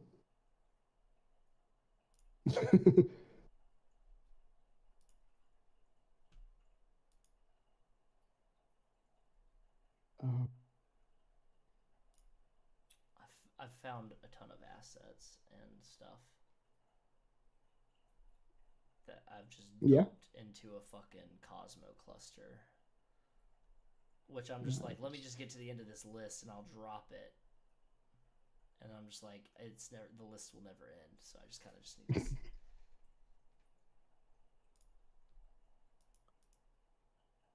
Oh, it's mock-ups. It's mock-ups. Gotcha. I was trying to figure out Mock-ups. mock-ups. Um, Let me share this with you.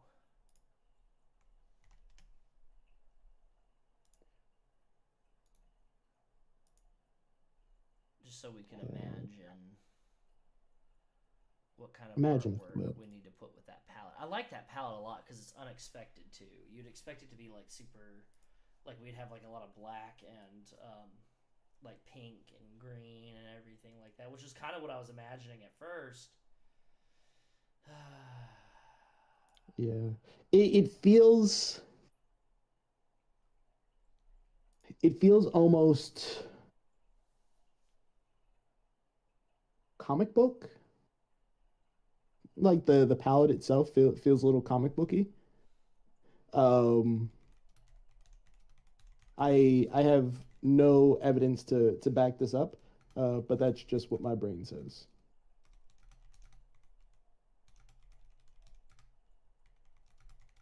Um, did you get a chance? Did you find a way to bring that swatch of colors onto Onto the the stream. stream I or know no? exactly how to bring that swatch of colors onto the stream. I'm just fucking lazy as fuck, dude. What do you want from me? Hey, it happens. I respect it. No, no, no, no, We're sitting here talking about colors and vibes, no. Yeah, I but just not gotta. showing the colors or the It's just vibes. that thing. It's like you gotta do this, and then you gotta do Yeah, this, and then you gotta do this, and then you gotta do this, and then you gotta. I can't just like directly bring a swatch onto what I'm looking at here, that would make too much sense. right?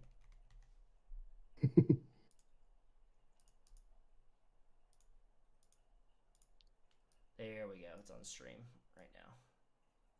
Hell So we're looking yeah. at that eggshell white, that off white, this lighter, like this bright, this like giallo red. I think is the best way to put it. Like this is like very like giallo colors, like very like 70s Italy, with that like that dark red, that plum, and then the goldenrod there as well, which is always a great little combination. I think this is like a great combination of colors. Yeah. Yeah. using It, that plum as our like our black. yeah. it does make me think of like pretzels, like snack bags. Mm-hmm. Like Mm-hmm. I don't know why, but my brain's like, Treats. yeah. Treats. Treats for dogs, one might say. Treats for dogs. You know, Full treats circle. for the dogs. Yeah, that's a good Would little like. that have been a good way of digging into it to find a good color palette that made sense for what we're doing? Yeah. Maybe.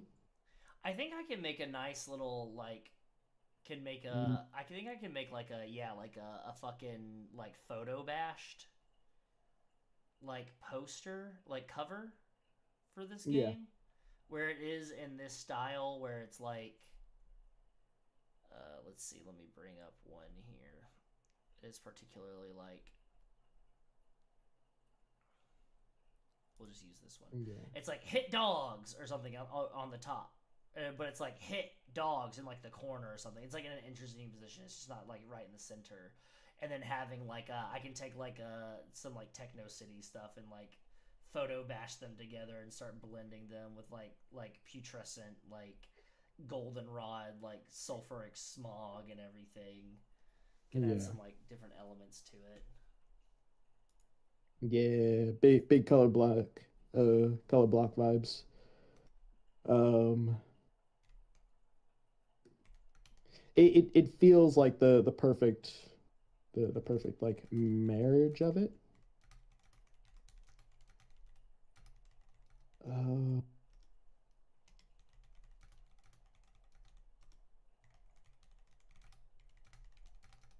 I think it's hilarious that I put together a little like a few images on a PureRef board Yeah. earlier Okay. before we started streaming, and this is one of the images that I had on there, Yeah. and my brain was like not even looking at the PureRef board. My brain was just like, what if those colors, but also the dark one was purple. Mm-hmm.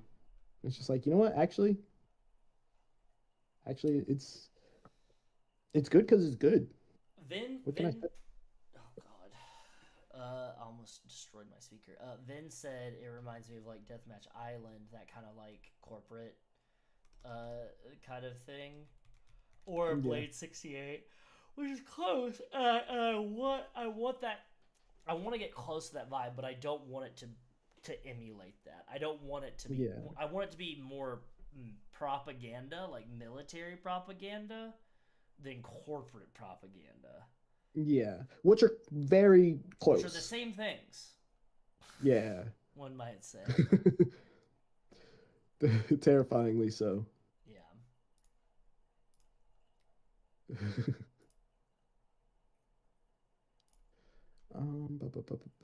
Yeah, no, you're cool with that color palette? Yeah, I think that's good. I think that's good. All right, Just I'll as long as toss we're like you. strategic with it. Yeah, of course. Um, I tossed that in there just that you can have the color codes as well, Damn, dude, that's so generous of you. right? I You can't still have to type them in, but Whoa. I don't know how um, I got all that, dude. how so I feel like all of the aesthetic that we've been talking about is very towns focused. Yeah. When it comes to the wastoids, are we I have an idea. I think that um like one of the colors will be like our primary and then we'll have like our secondary. Um I think the violet should be our background and the like what's it called? Corn silk, the like eggshell, Yeah. should be like our text. Or no, the Oh. other way around. The the the Uh, the plum be the text, the font yeah, color, and then. because you want dark font on Mm-hmm. light background. Mm-hmm. Um, but I like the idea of the other two being primary colors, But if we're talking about like hound stuff, then the red being the primary, and if we're talking about wastoids, then the like that off goldenrod. that yeah being the primary color. So like it's still all cohesive, but it almost has like a different like what's important to them. Yeah. Yeah. You're right. Red is also a very like militaristic color. Damn, dude, you don't have to tell me twice. I was born there, son. Yeehaw. Yeehaw. Okay. I do we want to have goals for next stream? For next stream? Yeah. I still have my homework that I didn't finish from last stream, Yeah, but yeah. I don't know if stuff has changed since. I want to do the final stuff. I want to start like putting definite like pins, like definite like affirmatives on mechanics and character creation stuff, so that we can move on from that. I want to be for us to be able to move on to start doing some like setting and campaign stuff to set that, like, because I feel like once we get like, because I can outline a safety section easily. I can write it. I can bust that out really quickly. I can bust out a what is a role playing game section. I can bust out all that kind of stuff super fucking easy. I just need to like. I think especially once we have like okay, this is the mechanics. This is where we're approaching. This is the character creation, and then we can go from there. But until then, I'm about as useless as a dick on a mannequin. Well, so don't think about it. No. Isn't that style like 60s modern or 50s? None of that. I don't know well enough, but it definitely does have that like Americana vibe of like right after the war during like right during the war type vibes of like, yes, everything is falling apart, but you could have a barbecue in your backyard right now. It's all about the Mako, dude. No, you're right. It's like it's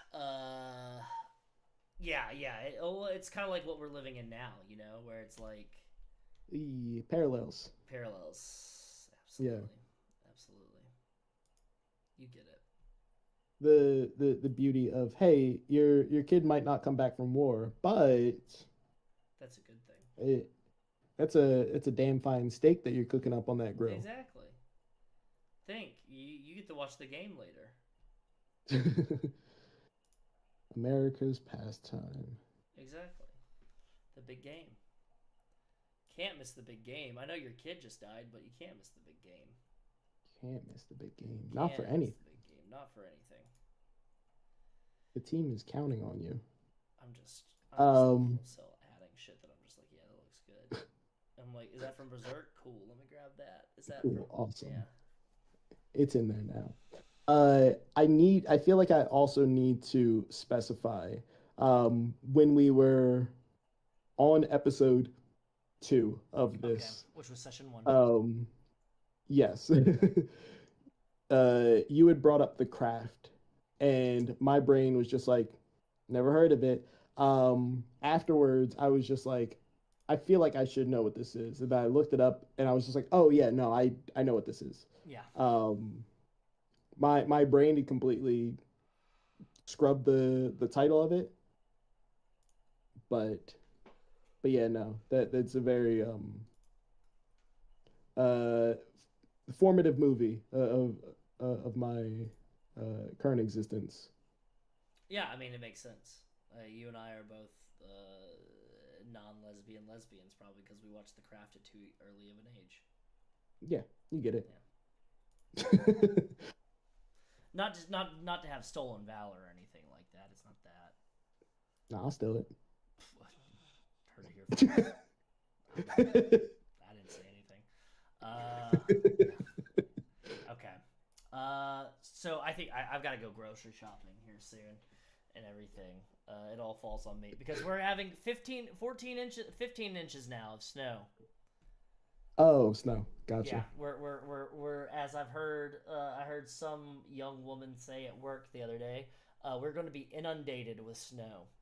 That is the word. That is the vocab. You know what that made me think of when I heard her say that? At first, I was like, "Wow, okay, isn't that a like?" I was like, "Isn't that like an uppity like vocabulary term?" And then I stopped and I was like, "You know what? I should probably be doing more vocabulary like stuff. I should actually be expanding." That's actually, you know what? She's okay for using the word inundated. I need to. I'm the one that needs to adjust my knowledge level, and so a little bit of acceptance of that. Yeah, no, that's where I'm at in my brain. So yeah. Hell yeah. Okay.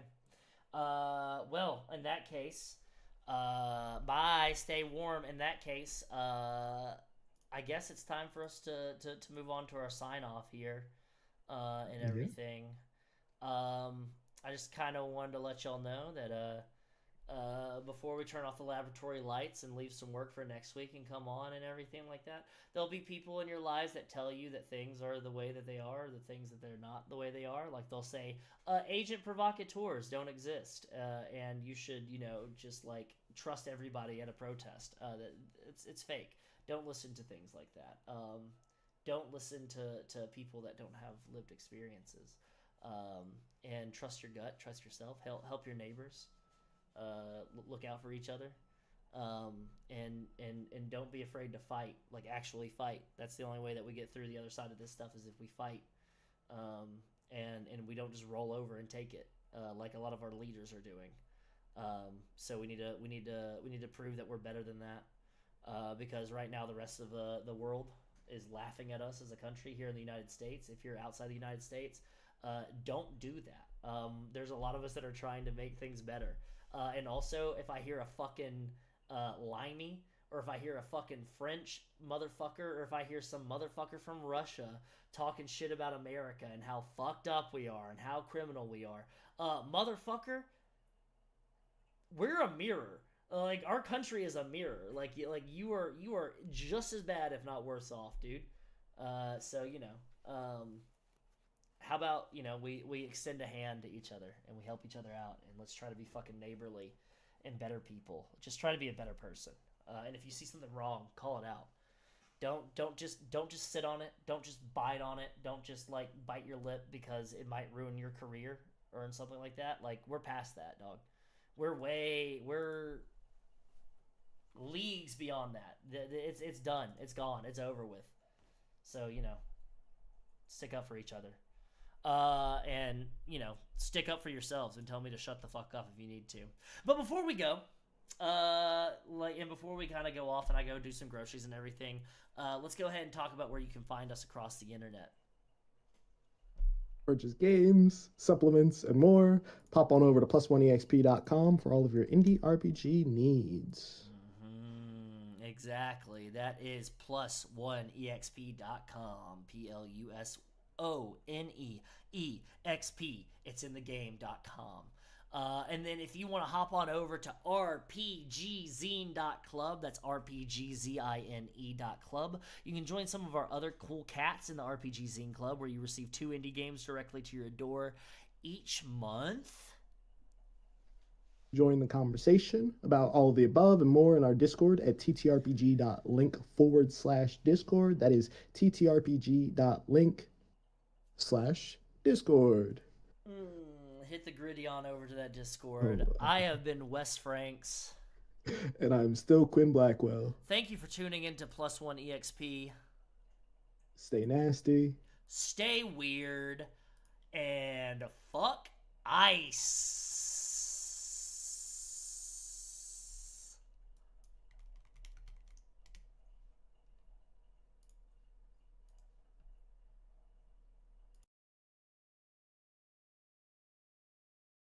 Securing borders.